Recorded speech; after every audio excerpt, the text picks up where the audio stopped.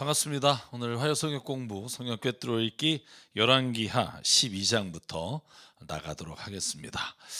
여러분 지난 시간에 저희가 기억하시는지 모르겠습니다만 요아스라고 하는 왕 이전에 여러분 기억하시겠지만 아달랴라고 하는 아주 악한 여인이죠.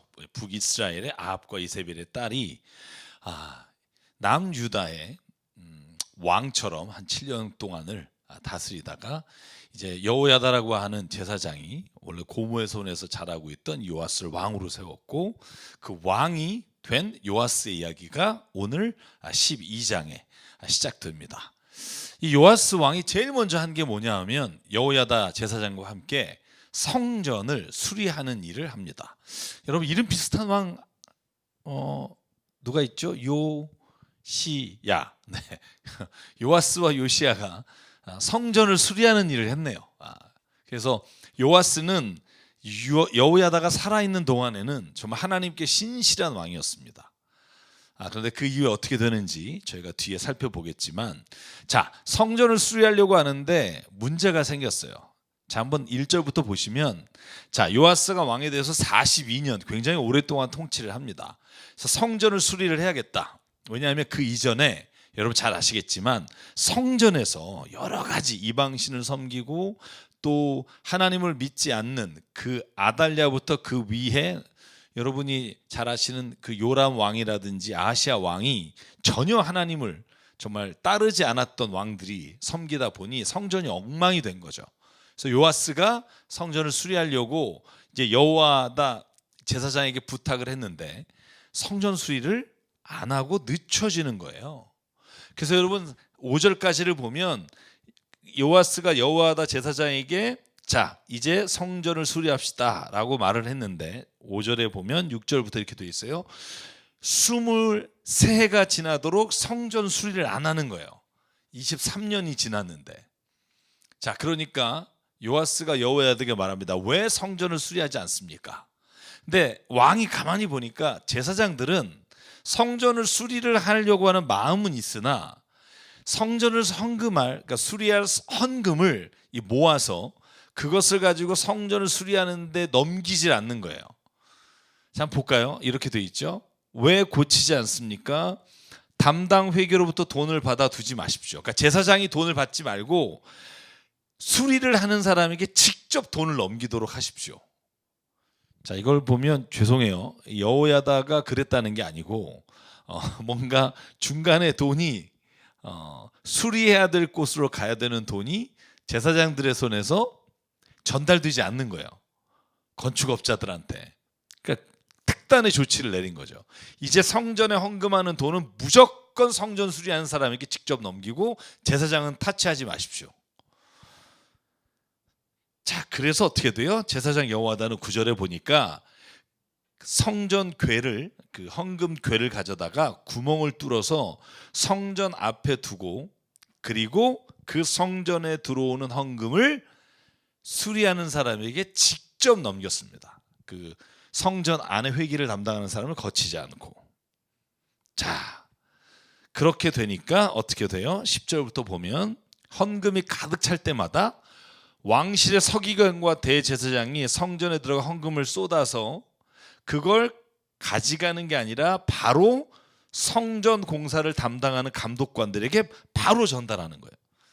그것은 다시 주님의 성전을 수리하는 목수와 건축자들에게 지불되고, 그러다 보니 성전이 수리가 원활하게 됐다는 겁니다.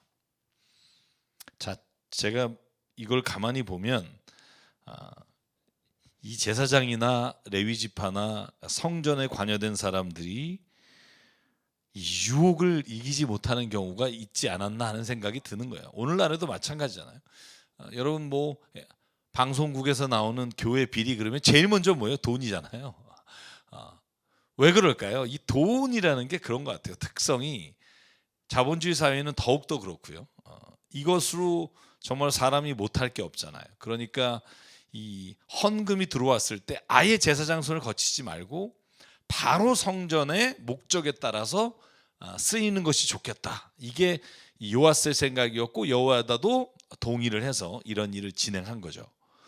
저는 그래서 오늘날에도 이 원칙은 지켜지는 게 좋겠다는 생각을 합니다. 근데 그 이후에 이것이 계속 성전에서 지켜졌느냐? 그렇지 않았거든요.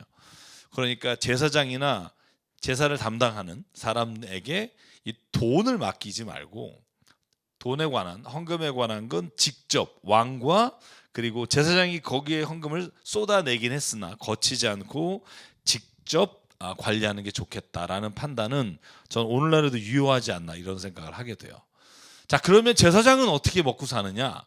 그래서 요 뒤에 나오면 속건제나 속죄제 때 드리는 헌금 있죠. 자, 15절 16절을 보면 속건제와 속죄제 바친 돈은 주님의 성전 수입으로 계산하지 않고 그것을 제사장의 몫으로 아예 떼어 넣었다는 거죠. 자, 여기까지가 이제 성전 수리를 했던 요아스 왕에 대한 기록입니다. 제가 이런 말씀 늘 드리지만 헌금을 하는 것도 중요한데 헌금이 정말 하나님의 뜻대로 쓰이는가를 우리가 관심 갖고 보는 것도 중요합니다. 목사님이 잘 알아서 하시겠지, 뭐 좋은 얘기인데요, 사실 그렇지 안 돼요.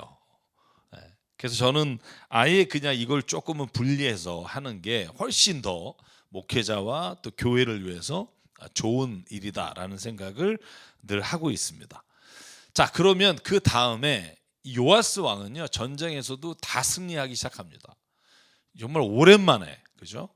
굉장히 긴 시간 동안 이방신을 섬기는 자들이 이 남유다도 팽배하게 있다가 여호사밧 이후에는, 그러니까 아달랴까지 해서 3명의 왕이 다 악한 왕이고 하나님 말씀을 따르지 않았기 때문에 이제 오래간만에 요아스가 하나님 말씀을 따라서 왕이 됐잖아요. 그래서 그가 시리아 왕 하사엘과의 전투에서 승리를 합니다. 하사엘이 예루살렘을 치려고 할 때, 자 보실래요? 승리를 했는데 이 승리는 이 요아스에게 굉장히 비참한 승리가 돼요. 어떤 승리냐 하면 주님의 성전과 왕실 창고에 있는 금을 시리아 왕 하사엘에게 보내서 조공을 바쳐서 물러나게 해요. 여러분 보실래요? 성전은 수리했잖아요. 그리고 하나님의 뜻을 따랐는데 전쟁에는 비참하게 모든 왕실에 있는 창고에 금을 주고 조공을 바치고 이 하사엘이 물러난단 말이에요. 왜 패했을까요? 자, 우리가 성경만 보면 잘 몰라요, 그죠? 제가 말하는 건 열왕기하만 보면 몰라요. 그러면 제가 남유다 왕은 어디에 나온다? 역대하에 나온다. 24장을 보시면, 자, 이 뒤에 제가 여기 좀 요약해놨습니다. 자, 요아스가 부하들한테 죽어요. 이렇게 하나님의 뜻을 따라 행했던. 그래서 열왕기하 12장만 보면 야, 왜 이랬지? 몰라요. 근데 역대하 24장을 읽어보면 여러분, 여호야다가 죽고 난 이후에 요아스 왕이 하나님을 따라가지 않고 주변에 있는 지도자들의 말에 넘어가서 아세라상과 목상을 섬기기 시작했다라고 역대하에 기록하고 있어요. 자, 그럴 뿐만 아니라 아세라선 신전만 따른 게 아니라 여러분, 여호야다 제사장의 아들 스가랴가 직접 찾아가서 대놓고 네가 하나님의 뜻을 어겼기 때문에, 요아스에게 말해요, 하나님도 너를 돕지 않을 거다, 너와 함께하지 않을 거다, 너도 망할 거다, 이렇게 말하니까 어떻게 하냐 하면 그 스가랴를 잡아다가 죽여요. 자, 돌로 쳐서 죽였더라. 이 역대하에 기록이 돼 있어요. 자, 그러니까 왜 부하들한테 죽었나라고 역대하는 기록하냐 하면 스가랴를 죽인 일로 인해 그 마음에 하나님을 따르지 않는 요아스를 보고 반감으로 요아스를 죽이게 돼요. 자, 이 뒤에요, 요아스의 아들이 누구죠? 아마샤예요. 이 아마샤가 왕이 돼서 아마샤도 부하들에게 죽어요. 자, 이게 무슨 평행이론도 아니고 똑같이 아마샤도 굉장히 훌륭한 하나님의 뜻을 따랐던 왕이란 말이에요. 그런데 또 부하들에게 죽어요. 똑같은 일을 반복해요. 뭐가 똑같냐? 초반에는 하나님 말씀을 따라요. 정말 주님의 말씀을 따라서 성전에 또 주님이 원하시는 일을 해요. 그런데 그가 교만하게 되어서 자기가 이제 내 뜻대로 뜻대로 해도 하나님 뜻대로 되는 거다라는 착각을 하면서부터 이 요아스나 아마샤는 하나님 손에서 벗어나서 그들이 오히려 하나님을 따르는 사람들에 의해서 죽게 됩니다. 참 이런 역사적으로 안타까운 일이죠. 그래서 여러분 20절에 열왕기하 12장은 간단하게 기록해요. 그냥 요아스의 신하들이 역모를 꾸며 실라로 내려가는 길에 있는 밀로의 궁에서 요아스를 살해했다. 여러분 이것만 읽으면 아 나쁜 놈들이 요아스를 죽였네 뭐 이렇게 볼 확률이 큰데 제가 꼭 같이 읽으라고 부탁드리죠. 역대상 24장을 읽으면 아 요아스가 하나님 앞에 여호야다의 아들 스가랴도 돌로 쳐 죽이고 자기에게 옳은 말하는 사람들 다 쳐 죽인단 말이죠. 결국은 그런 반감 때문에 이 요아스가 죽어요. 왜 이걸 알 수 있냐면 여러분 요아스를 만약에 역모를 꾸며서 죽였으면 지들이 왕이 됐겠죠. 그러지 않겠어요? 근데 보면 그 아들 아마샤를 왕으로 세워요. 그런 걸 봤을 때 제가 볼 때 이 요아스의 죽음, 뒤에 아마샤의 죽음도 마찬가지입니다만 하나님을 섬기던 자가 오히려 교만하여 하나님을 자기의 등에 업고 사람들을 자기의 뜻대로 다스리는 사람의 말로가 이렇게 된다는 걸 보여주신다는 생각이 듭니다. 그래서 열왕기하는 이렇게 끝납니다. 그래서 열왕기하의 12장은 남유다의 왕 요시야. 우리가 앞에서 그죠? 다 형제가 죽을 때 겨우 목숨을 건졌던 요아스가 7살에 왕이 되고 42년 다스렸지만 마지막엔 하나님의 뜻을 따르지 않아서 결국 부하들에게 죽게 된다. 이 이야기를 좀 기억하시면 좋겠고, 자 열왕기하는요 항상 이 남유다와 북이스라엘이 왔다 갔다 합니다. 그래서 보실 때 정신 안 차리면 내가 지금 남유다라고 있는 건지 북이스라엘인지 몰라요. 자, 그 다음 13장은 누구냐? 북쪽으로 넘어가요. 자, 북쪽에는 여러분 잘 기억하시나요? 예후가 북쪽에 여호람을 죽이고 남쪽에 아하시아를 죽이고 남쪽은 아하시아의 엄마인 아달랴가 7년 통치하다 요아스한테 갔다. 자, 그걸 우리가 기억하고 북쪽은 예후가 북쪽 왕 요람을 죽이죠. 여호람이라고도 하고 요람이라도 하고 왕을 죽이고 나서 예후가 직접 왕이 되잖아요. 자, 그리고 통치하다 죽습니다.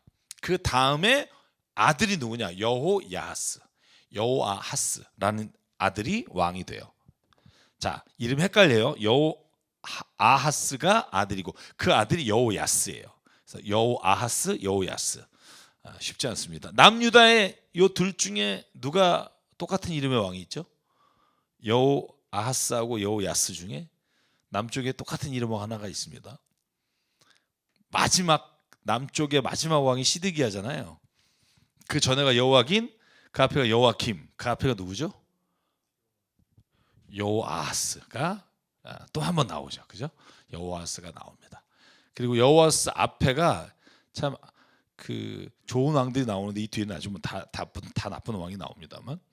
자, 그래서 오늘 여호아하스는 어떤 일을 했느냐? 성경에서 이렇게 몇 가지 기록하고 있어요.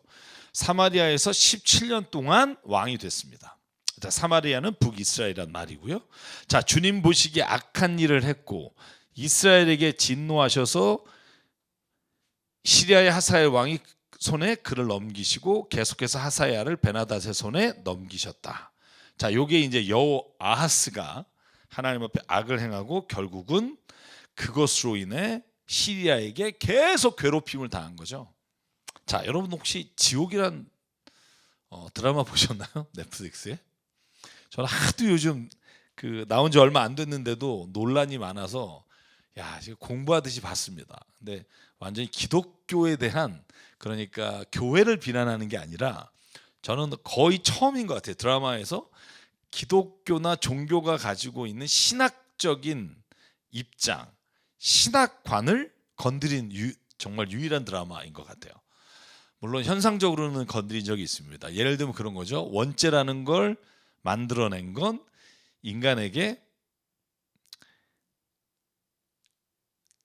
정말 어린아이가 죽거나 착한 사람이 갑자기 죽게 되는 현상을 이해할 수 없으니까 원죄라는 걸 들이밀어서 사람들로 하여금 죄로 인해 고난당하고 죄로 인해 죽는다는 어떤 신학적 이론을 만들기 위해서 그렇게 했다라는 걸 말하려고 쓴 의도가 다분히 있어요. 그래서 여러분 뭐 기회가 되시고 좋아하시는 분들은 한번 보시면 좋겠는데 거기에 그런 게 나와요. 자, 천사인지 저는 뭐 사탄 같은데 천사라고 거기서 그러더라고요. 너는 언제 죽을 것이다라고 고지를 해요. 너는 내일 9시에 죽을 거다. 10년 뒤에 죽을 거다. 이렇게 고지를 하면 그 사탄이라고 생각하는 세 개의 아주 근육질이 나와서 죽여요. 불태워고 없어져요. 이건 뭐 초자연적 현상이라 사람들이 보고 막 경외하기 시작해요. 근데 그 틈을 타서 막 새 진리회라고 하는 이단이라고 봐야 되겠죠. 그 새 진리회의 교주가 그 따르는 사람들이 이제 이론을 만들어내기 시작하는 거죠. 죄진 사람은 죽는다. 이걸 통해 하나님은 이 땅에 정의롭게 되기를 원하고 죄짓지 않기를 원한다. 자, 그래서 이 나라의 질서를 잡는 근거가 두려움이에요. 신이 죄지면 죽인다는 두려움. 이것으로 인해 이제 종교가 거의 전 세계의 절반이 이제 그 종교를 따라요. 왜냐하면 바로 사탄이 나타나서 죽여 데려가니까. 여러분 얼마나 무섭습니까? 근데 거기서 지적하는 게 뭐냐 하면 태어나자마자 신생아에게 고지를 해요. 너가 죽을 거다 며칠 뒤에. 그러니까 그 엄마 아빠가 새파랗게 질리죠. 그리고 던져요 의문을. 얘가 무슨 죄가 있어서 죽지? 그런 질문을 던지면서 엄마가 생각해요. 내가 죄를 졌나? 그런데 그 새 진리회라는 이단의 반대편에 있는 사람들은 어떤 사람들이냐면 지금 죽음을 고지하고 그리고 심지어 자연적인 어떤 사탄 같은 게 나타나서 뭐 카메라에 다 잡히니까요. 막 피를 흘리고 딱 완전히 잔인하게 죽여서 데려가는 현상을 다 보여주는에도 불구하고 그 사람들은 이건 그냥 자연적인 것이고 우연적인 거지 죄진 사람을 죽이는 게 아니다 라고 생각하면서 건져내는 사람들이 있어요. 자, 이제 그 두 사람의 싸움이에요. 두 쪽 편의 싸움인데 저는 이걸 보면서 뭘 생각했냐면 우리 기독교인 가운데도 이 죄책감에 시달린 사람이 너무 많아요. 내 아들이 뭔가 잘못되거나 아프면 죄져서 그런 게 아닌가. 그러니까 공포로 인해서 하나님을 믿게 하는 이런 방식이죠. 그래서 저는 늘 생각하는 게 있어요. 하나님을 두려워하라, 경외하라라는 말이 막 공포를 가지고 하나님이 내가 죄지면 데려갈까라는 마음으로 시시각각 살아가라는 말이 아니라는 거죠.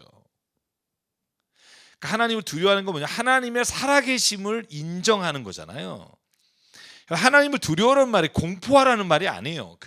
여러분 이 본문의 번역이 때마다 달라지지만 원래적인 의미는 뭐냐면 하나님을 경외라는 말 있잖아요. 두려워하지만 이 말은 뭐냐면 wonder, 그러니까 하나님이라는 분을 이렇게 그 fear라는 단어로 번역을 하지만 이 뭐라고 표현해야 되나? 하나님을 경외한다는 표현을 뭐라고 표현하면 좋을까요?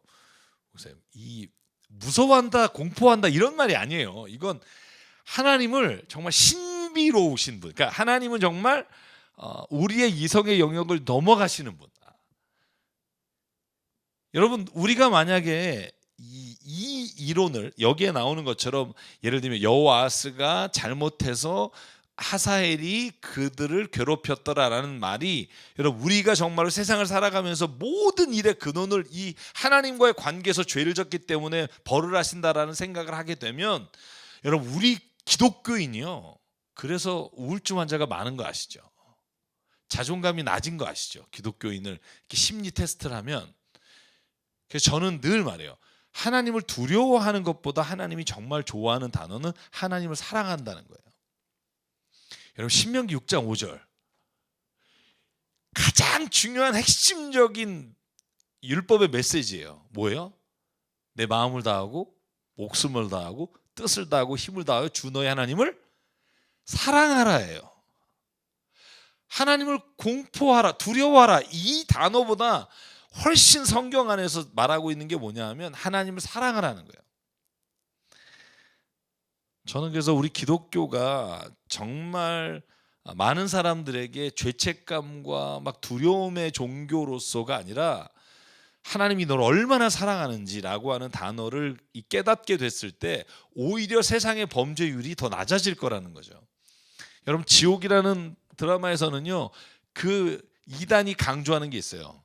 두려움을 주니까 이 땅의 범죄율이 없어지지 않느냐, 낮아지지 않았느냐.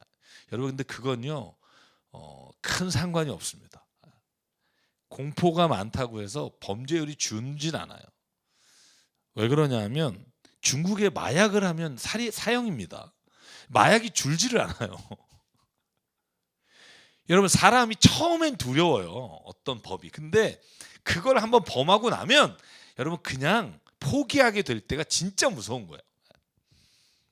그래서 저는 메시지의 가장 중요한 거, 물론 우리가 하나님을 두려워한다는 말도 성경 안에서 중요한 의미를 갖지만 하나님을 사랑하십시오, 이 말이 성경이 우리에게 진짜 하고 싶은 말이에요. 그래서 예수께서 율법을 둘로 정의하셨을 때 신명기 6장 5절과 출애굽기 19장 17절 18절 그리고 내 이웃을 내 몸과 같이 사랑하라, 이 둘을 구약의 말씀으로 예수께서 선포하신 이유가 있다는 거죠. 자, 그래서 여호와스는요, 하나님이 이렇게 설명을 해요. 여호와스가 예뻐서가 아니라 얘가 회개를 한번 해요. 여러분 기억나세요?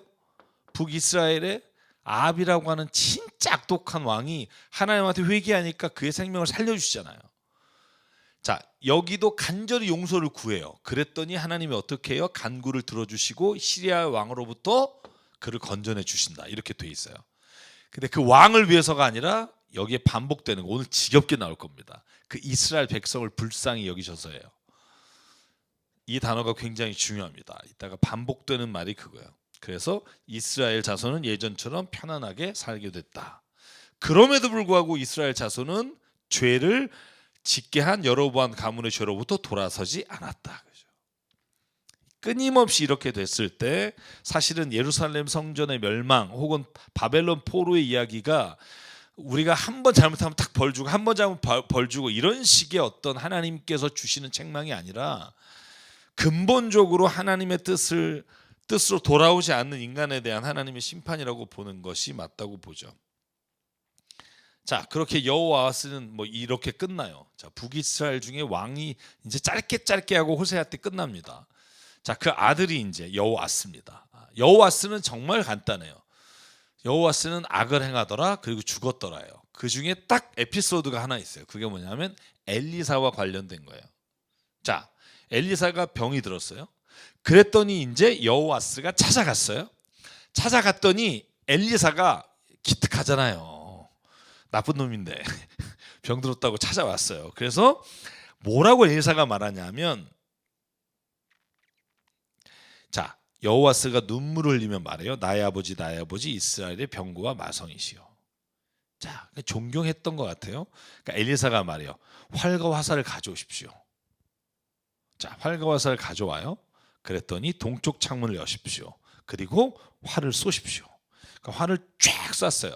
그러니까 여호와스가 활을 쏘니까 이렇게 엘리사가 말해요. 이것은 주님의 승리의 화살입니다. 당신은 이제 시리아한테 이길 겁니다. 그렇게 말을 들으니까 완전히 너무 좋잖아요. 아벡에서 시리아를 물리칠 것입니다. 그래서 이긴단 말이에요. 자, 그런데 그 다음에 엘리사가 또 한 가지를 부탁해요. 자, 화살을 잡으십시오. 18절이에요. 그리고 나서 이렇게 말해요. 땅을 치십시오. 그런데 잘 모르겠어요. 저는 이걸 이제 제가 해석은 이렇게 했습니다만 사실은 왜 이런지 모르겠어요. 땅을 치십시오. 그래서 3번 쳤단 말이에요. 근데 엘리사가 뭐라고 말하냐면, 임금께서 대여섯 번을 치셨으면 시리아군을 진멸할 수 있었을 텐데 고작 3번밖에 안 치십니까? 3번만 이길 겁니다. 이렇게 말해요. 잘 모르겠어요. 이거 아무리 주석 봐도 이게 왜 그런지. 제가 그래서 원래 3번 치는 것과 5번 치는 것의 차이가 있나, 이스라엘 뭐 없어요, 그런 게 잘.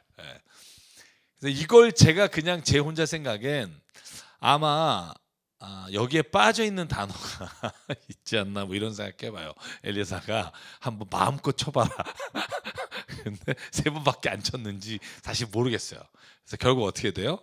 딱 3번만 승리하고 너희들이 패할 것이다, 이렇게 엘리사가 말하게 됩니다. 자, 이것이 이제 여호아스 왕이 또 나오는 부분의 유일한 본문의 내용입니다. 그러니까 사실은 뭐 큰 내용이 없습니다. 자, 그리고 나서 보시죠. 21절에 보면, 자, 여러분 이 이야기는 그 엘리사가 도끼 강에 빠졌을 때 도끼 꺼내는 얘기하고 비슷해요. 그냥 지나가는 어떤 성경의 어떤 왕의 이야기 가운데 엘리사에 관한 에피소드인데, 엘리사가 죽었어요. 그런데 이 도둑놈들이 이 주검을 들고 가다가, 그러니까 사람들이 그러니까 죽은 사람의 시체를 들고 가다가 도둑을 만나서 깜짝 놀라게 돼서 이 시체를 엘리사 무덤에 던지고 도망간 거예요. 자, 무슨 말인지 아시겠죠? 시체를 들고 가다가 도둑질 만나니까 그리고 던지고 도망갔단 말이에요. 그런데 엘리사의 뼈에 그 시체의 뼈가 닿자 그 사람이 살아나서 제 발로 일어났다. 자, 이게 이제 중간에 낀 에피소드입니다. 딱 많은 분들이 그런 얘기해요. 이런 얘기가 성경에 있어서 이게 믿기가 어렵다, 이런 분들이 있어요. 지난주에도 교회 여기 찾아오신 분 중에 그런 분이 있었어요. 아니, 성경에 좀 기적이나 뭐 동정녀가 애 낳았다 이런 것만 없으면 자기는 좀 편하게 읽을 텐데 이런 게 자꾸 내가 성경인데 방해가 된다. 자, 그래서 그런 얘기를 했어요. 저도 옛날에는 그런 생각을 했었다고. 솔직히 저도 신학을 하면서 현대인들에게 이 과학적 사고를 하는 사람들에게 왜 이런 기적에 관한 것들을, 그게 없어도 예수님과 하나님에 대해서 우리가 충분히 믿음으로 나갈 수 있는데, 그런 생각을 한 적이 있었다. 제가 이렇게 고백을 드리면서 덧붙인 게 이거예요. 근데 제가 미국에 가서 공부하면서 하나님이 살아계시다라는 말의 의미가 이 세상을 창조하시고, 쉽게 말하면 이 우주 있잖아요. 4천억 개가 넘어가는 은하계, 그 은하계 하나 안에 4천억 개 이상의 별, 그러니까 무한대라고 보면 되잖아요. 이 우주를 창조하시고 인간을 창조하신 그 하나님이 우리가 믿는 하나님이라면, 아니 그 하나님이 동정녀 처녀한테서 애 낳는 게 이렇게 어려우실까? 전 요즘 생각이 바뀌었어요. 그러니까 뭐 이거 그냥 뭐 시체 뼈가 뼈에 닿아서 살아나는 게 그렇게 어려운 일일까? 그러니까 여러분 역으로 한번 생각해 보시죠. 우리 인간을 구조를, 뇌의 구조만 봐도 이 뇌의 구조가 지금의 과학기술로 설명할 수 없을 정도의 복잡성이 가지고 있잖아요. 이 뇌를 창조하신 분이, 우리가 정말 그분을 하나님 창조주로 믿는데 병을 고치셨다, 이거 못 믿을까요? 저는 역으로 설명하면 이건 아무것도 아니에요. 저는 그래서 그 다음부터는 이런 그 성경에 나오는 이야기들이 마음에 걸리지 않아요. 천지를 창조하신 하나님이라고 하는 믿음의 고백이, 예를 들면 내가 같이 있는 모든 가족, 정말 이 나라와 이 민족, 하늘과 달과 저기 300억 년 떨어진 별을 만드신 그 하나님이 성경에 나오는 이 기적 하나를 못 믿겠어서 나는 부담스럽다라고 말하는 게 오히려 이상하지 않나요? 뭐 제 말이 좀 설득이 없나요? 저는 오히려 이제 그러고 난 다음부터 이게 지금 내가 이렇게 했다라고 하는 사람이 있다면 내가 뭐 증명 보여봐 이렇게 말하겠지만, 성경에서 말하고 있을 때 저는 이 말씀을 그냥 있는 그대로 믿는데 아무런 거리낌은 없어요. 여러분에게도 그런 믿음이 있었으면 좋겠어요. 지금 예를 들면 사기를 치거나 거짓 종교를 만들거나 이단에 빠진 사람들이 내가 지금 이걸 한다 그러면 전 지금도 가서 말할 거예요. 너 한번 해봐. 왜냐하면 내가 그를 신뢰하지 못하니까. 근데 하나님께서 이렇게 하셨습니다라고 하는 게 정말 진실된 기록이라면 이걸 못 믿을 이유가 뭐가 있을까? 저는 오히려 오늘 이 말씀을 보면서 그런 얘기를 꼭 드리고 싶어요. 제가 그 말씀 썼죠. 성경에 기록된 기적을 믿지 못할 이유가 뭐가 있을까? 우리가 믿는 하나님이 천지를 만드신 하나님이라면 그거로 인해 너무 이렇게 걸림이 되지 않고 다른 사람에게도 그것으로 인해서 기독교 신앙이 걸림이 되지 않기를 바랍니다. 자, 그래서 여호와스는 어떻게 돼요? 3번을 베나닷을 쳐서 도로 찾았지만 아까 나와 있는 것처럼 전쟁에 완전히 승리하지는 못하게 됐다. 이런 이야기를 전하고 있고요. 자, 제가 앞에 말했죠. 하나님이 왜 이스라엘 백성을 도와주셔서 적군을 물리쳤느냐? 왕이 예뻐서? 아니에요. 여호와스 다 악을 행했으나 이렇게 돼 있어요. 23절 후반절에 이는 아브라함과 이삭과 야곱과 맺으신 언약 때문이다. 그래서 그들을 멸망시키지 않으시고 이제까지 주님 앞에서 쫓아내지 않으셨다. 하나님이 이스라엘 백성을 이렇게 행하시는 이유가 여기에 있다는 거예요. 하나님이 하신 약속과 그리고 이스라엘 백성을 불쌍히 여기셨기 때문에. 자, 그래서 북쪽의 여호아스 왕까지 오늘 살펴보고 그 다음에 이제 오늘 열왕기 하 14장 여러분 아마샤 왕을 넘어가도록 하겠습니다. 자, 아마샤 왕이 누구 아들이라고요? 요아스의 아들. 아마샤가 왕이 됐습니다. 그럼 아마샤는 행한 일이 뭘까? 여러분 그 유다의 왕이 돼서 29년을 통치했어요. 그러니까 굉장히 42년, 29년 요 시기는 굉장히 오랫동안 통치를 하게 됩니다. 자, 아마샤도 하나님의 뜻을 따라 선한 일을 행했으나 자, 4절 모든 왕에게 거의 공통적으로 반복하는 게 있죠. 산당은 제거되지 않은 채로 백성은 여전히 산당에서 제사를 드리고 분향했다. 질문: 왜 산당을 안 없앴을까요? 아니, 왕들이 이방신을 다 부서뜨리고 아세라 바알 목상을 다 짓이겼는데 하이플레이스 높은 곳에 제사를 드리게 만들어 놓은 곳을 왜 없애지 않아서 거기에서 자꾸 백성들이 제사를 드리고 이방신을 섬기게 했을까요? 저 이게 진짜 질문이에요. 왜 산당을 안 없애서 이렇게 사람들로 하여금 죄를 짓게 할까? 저는 왜 그 사무엘상 15장에 보면 사무엘의 답이 있잖아요. 너 왜 거짓말했니? 사무엘이 묻잖아요. 왜 살찐 송아지와 왜 염소를 남겨놨니? 그랬더니 뭐라 그래요? 두 가지 거짓말을 하죠. 저는 그게 거짓말이라고 생각하지 않아요. 그러니까 거짓말은 하나님께 드리려고 했습니다라는 게 거짓말일 거고, 그가 이런 말이에요. 백성이 두려워서. 백성이 두려워서. 이것도 거짓말일 수 있어요. 자, 백성이 두려워서라기보다 백성을 자기의 뜻대로 이끌어가기 위해서 그들에게 우상을 섬길 수 있는 틈을 열어준 거죠. 그래서 저는 산당을 없앨 수 있었다고 생각해요. 그런데 안 없앤 거예요. 그러니까 이런 말이 반복돼서 나오겠죠. 자, 그래서 여러분 때로는 우리가 신앙생활에 있어서 빌미를 주는 경우가 참 많아요. 빌미를 주는 경우가. 근데 이게 인간의 의지가 예를 들면 악하기 때문에 이 빌미를 이용하는 경우도 많고. 그래서 저는 이 부분은 좀 안타까운 일이지만 이스라엘 왕들, 특별히 남유다의 왕들은 다 없앴는데 산당은 그냥 뒀다. 우상은 없앴으나 니들이 그냥 섬길 이방신을 따라가는 건 여지를 남겨둔 게 아닐까. 여기에는 너무나 많은 것들을 우리가 말할 수 있겠죠. 우상의 종류에는. 자, 그런데 여기에서 재미있는 거 하나. 오늘 아마 이 이야기를 하면 오늘 성경공부를 마치게 되지 않을까 싶은 주제가 있어요. 그게 뭐냐 하면, 자, 아마샤가 아까 아버지가 어떻게 죽었다 그랬죠? 부하들한테 죽었죠. 그죠? 원수를 갚아요.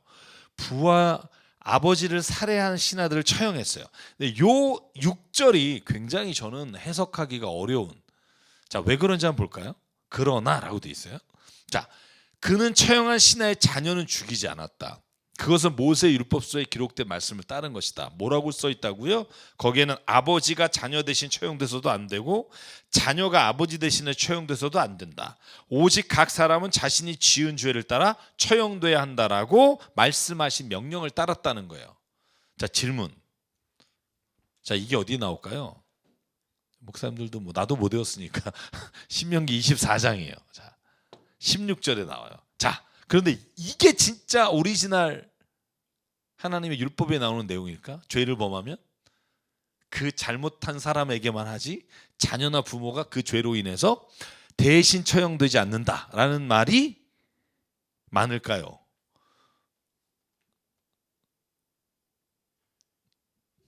여러분 제일 많이 들은 말이 뭐예요? 죄를 범하면 몇 대까지? 3, 4대까지.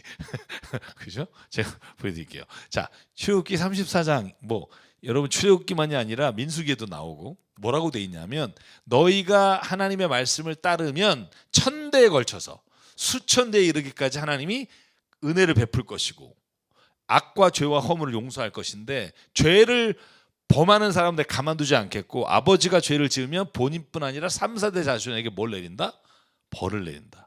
근데 신명기 24장 16절은 뭐라고 돼 있냐면 자식이 지은 죄 때문에 부모를 죽일 수 없고 부모의 죄 때문에 자식을 죽일 수 없습니다. 사람마다 자기가 지은 죄 때문에 죽임을 당합니다. 이렇게 돼 있어요. 자, 우리는 지금 어느 걸 따라요? 자, 구원에 관한 한 아버지가 잘 믿는다 그래서 수천 대 구원받지 않잖아요. 아버지가 나쁜 놈 구원 못 받아 그래서 3, 4대가 구원 못 받는 거 없이 본인의 죄로 말미암아 본인의 어떤 하나님과의 신앙으로 말미암아 구원받기도 하고 못 받는다. 자, 어느 게 진짜일까요? 저 이거 저희 같이 내년에 할 김진산 목사님한테도 전화해보고 찬스를 여러 개 썼어요. 여러 개 쓰고 알아본 결과 네가 생각한 대로 얘기하는 게 맞겠다 이런 결론에 이르렀어요. 여러분 물론 신학적으로 말하면 이렇게 볼 수 있어요. 이건 여러분이 좀 소화가 안 되면 소화를 안 하셔도 돼요. 출애굽기와 민수기가 우리가 포로기 이전에 쓰였던 율법서일 것이다라고 보고 신명기가 포로기 이후에 그 율법에 대한 해석이 함께 있다 이렇게 보는 경향이 많아요. 신학적으로 봤을 때. 그래서 오리지널리 3, 4대에 관한 말씀이 전해졌으나 후대에 이것을 해석하는 과정에서 그 당시에 포로기 이후에는 이렇게 성경을 해석하는 경향이 있다라고 설명도 할 수 있는데 저는 제가 그게 좀 받아들여지지 않고 저는 오히려 예수님의 말씀을 따라서 해석해 보면 이 둘의 말은 불협화음이나 우리가 이율배반적으로 보지 않을 수 있다는 거죠. 잘 보실래요? 예수님 뭐라 그래요?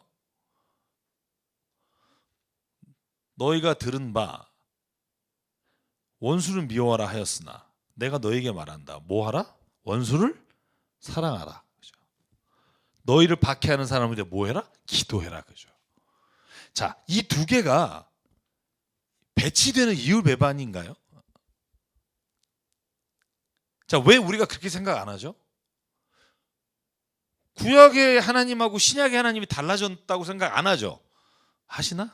혹시 하시는 분 있으면 할 수 없고 안 하잖아요. 우리가 그 하나님이 동일한 하나님이라고 생각하잖아. 그죠? 그럼 이렇게 말씀하신 하나님과 이렇게 말씀하신 하나님이 이율배반적이고 대치한 하나님이신가? 아니지라고 생각하죠. 왜? 하나님이 주신 율법의 근본이 뭐냐를 우리가 생각하면 예수님의 말씀이 이해가 되는 거예요. 그러니까 원수를 미워해라 하는 게 하나님의 오리지널 원래 하나님의 근본적인 사상이 아니라는 거예요. 하나님은 뭐라 그랬어요? 원수를 이웃을 사랑하라 그랬단 말이에요. 그러니까 근본적인 율법을 사람을 죽이려고 하는 법이 아니라 살리려고 하는 법이고 하나님은 본래 사랑의 하나님이신데 악을 행하는 자에게 사랑을 지키게 하기 위해서 하나님께서 만드신 법들이 있단 말이에요. 자, 제가 그래서 이렇게 물어봤어요. 신학 구약하신 분에게. 구약에 3, 4대에 걸쳐서 죽인 일이 있나? 여러분 기억나는 게 있나요?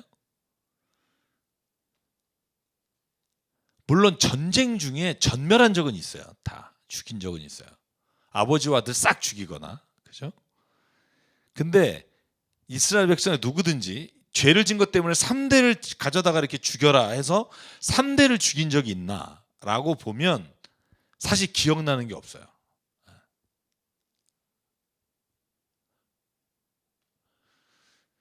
그래서 저는 늘 그렇게 생각해요. 율법에 있는 말씀이 우리에게 너 잘못하면 죽는다라고 하는 게 잘못한 사람을 죽여라라고 하는 명령처럼 그런 잘못한 간음하면 다 죽여라가 죽이기 위해서 생긴 법이 아니라 간음한 자는 정말 죽어 마땅하지만 그렇게 안 하는 게 하나님이 원하시는 거라는 거죠. 이게 이해가 가나? 그러니까 간음을 하면 마땅히 죽어야 돼. 넌 죽어야 돼. 이게 맞아. 왜? 하나님 거룩하시니까. 근데 네가 원수를 갚지 않고 그를 용서해 주는 걸 하나님이 원하신다는 거예요. 그러니까 율법의 이상의 법을 하나님 원하시죠. 그게 뭐예요? 예수님이 말씀하신 거예요. 가늠하다 현장에 잡힌 여인을 보고 죄 없는 자 먼저 돌로 쳐라 하실 때 예수님이 말하는 방법이 그런 거죠. 마땅히 죽을 만큼 악한 죄를 졌어. 근데 용서해 줄 수 없겠니?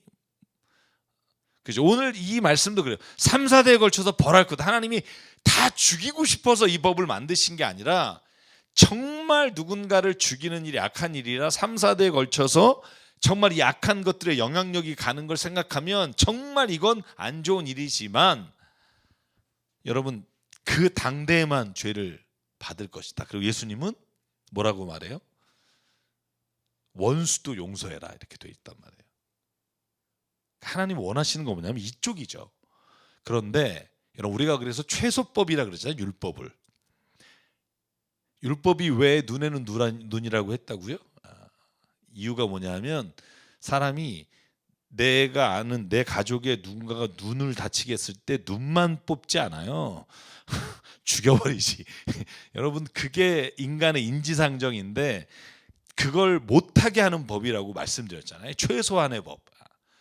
그러니까 하나님은 원하시는 게 뭐냐면 누가 죄를 졌을 때 하나님 용서하기 원하시고 사랑하기 원하시고 그런데 그 죄는 마땅히 벌을 받아 당연한 벌이라 죄라는 것 알려주신 거예요. 그래서 율법은 사도 바울이 뭐라 그래요? 우리에게 죄가 뭔지를 알려주시는 거예요.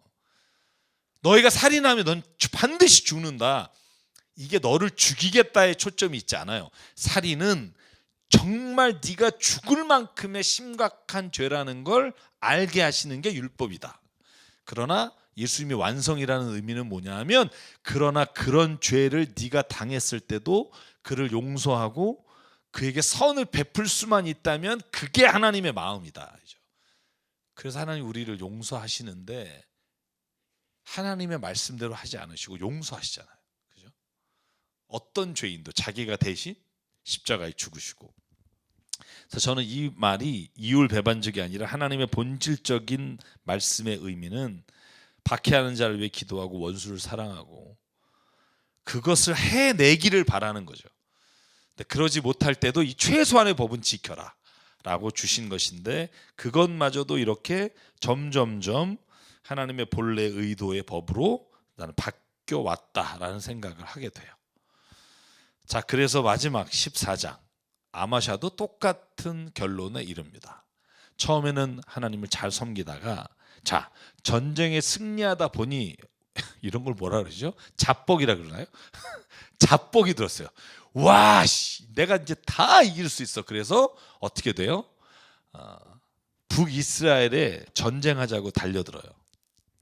자, 여호아스의 아들 여호아스에게 아마샤가 전령을 보내서 힘 겨뤄보자. 이게 뭔 짓이에요 지금?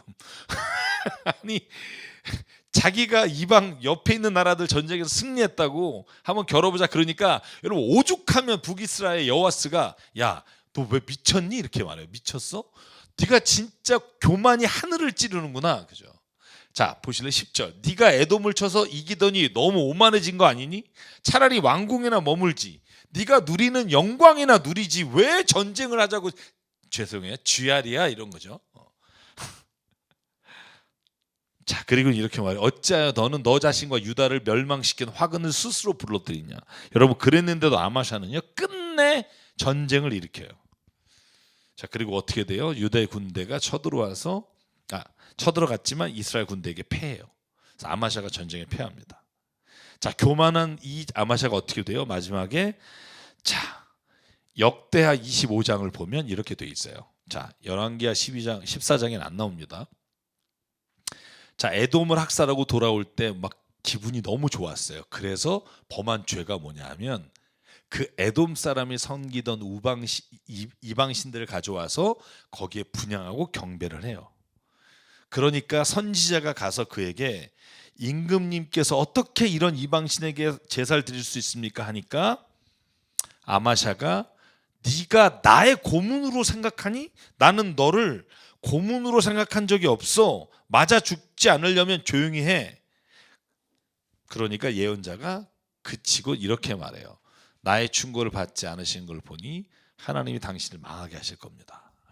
그래서 결국 아마샤도 그렇게 북이스라엘 전쟁에서 패하고 유다가 전쟁에서 졌더라 이렇게 돼 있어요. 그래서 앞에 똑같죠. 요아스하고 거의 비슷한 맥락입니다. 교만은 파멸로 이끈다. 그래서 아마샤가 어떻게 돼요? 아마샤도 결국 그가 부하들의 손에 반란군에 의해 죽게 됩니다. 그리고 아들이 누구죠? 우시야 혹은 아사랴. 이름이 두 개입니다. 성경에 동일한 인물입니다. 그래서 우시야가 왕이 됩니다. 그래서 제가 여기에 마지막으로 썼어요. 가장 우리가 스스로 두려워할 때는 잘 안 될 때가 아니라 잘 될 때다.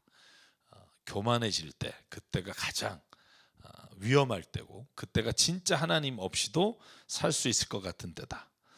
그래서 오늘도 아마샤를 통해서 우리의 그런 깨달음이 있길 바라고요. 자, 이제 다음 주에는 15장으로 넘어가도록 하겠습니다. 자, 이제 16장이 되면 이제 북이스라엘 호세아 때 멸망하는 장면 나오고, 자, 이제 남유다 역사가 이어갈 텐데, 자, 오늘도 수고하셨고요. 오늘 하나님 말씀 나눈 거 기억하시면서 제가 다음 주에 아마 총정리를 할 겁니다. 이렇게 쭉 북이스라엘을 그러면 한번 쭉 따라오시면서 역사를 정리했으면 좋겠습니다. 오늘도 수고하셨고요. 주님의 이름으로 축복합니다. 한 주간 행복하십시오. 샬롬.